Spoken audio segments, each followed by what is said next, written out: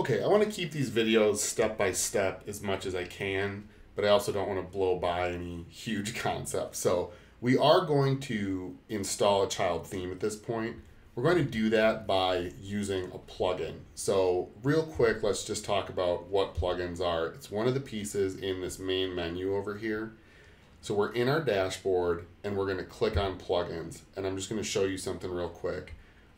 Here's two plugins there are two plugins that were already installed that I do not need to use. So I'm just going to start by deactivating those. It's the WooCommerce, which you can see is actually made itself in my menu. I'm just going to deactivate that because that's for selling stuff on your website. We don't need to get into that. So now that's gone. This came with the install. This is Mojo Marketplace. They make it really easy to install WordPress, but I don't need it anymore. So I'm going to deactivate that too, just to kind of clear up my menu over here. So now you can see, those two are gone, and that's fine. Now to add a plugin, we're of course just going to go to the top here.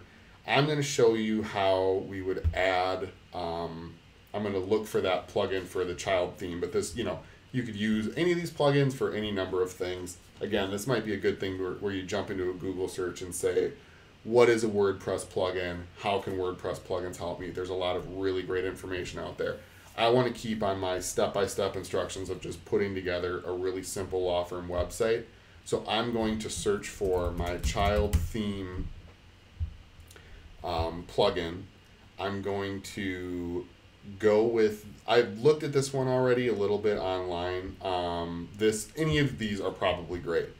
I'm going to, actually, this is the one I had already installed. Okay, so I've already installed this. You would just click install now, and then we're going to go, that'll bring us to the plugin page. So now here is my one-click child theme. I can see it's in the plugins. Sometimes when you create or when you activate a new plugin, you can't actually see what changed, and that can be frustrating. In those cases, you want to go and look to just read up on the actual plugin. So go to this view details page, and this is also the same thing that you would get on the actual. Each one of these plugins has a page out on WordPress, on the big WordPress website. Here's the plugin homepage. I can click here and follow this out if I want to. And now we've got, so now here we've got a bunch of information about this, and that's great. So let's wrap this one up. Plugins do any number of a million things. This one that we just went through is to create a child theme, which is what I'm going to jump into in the next video.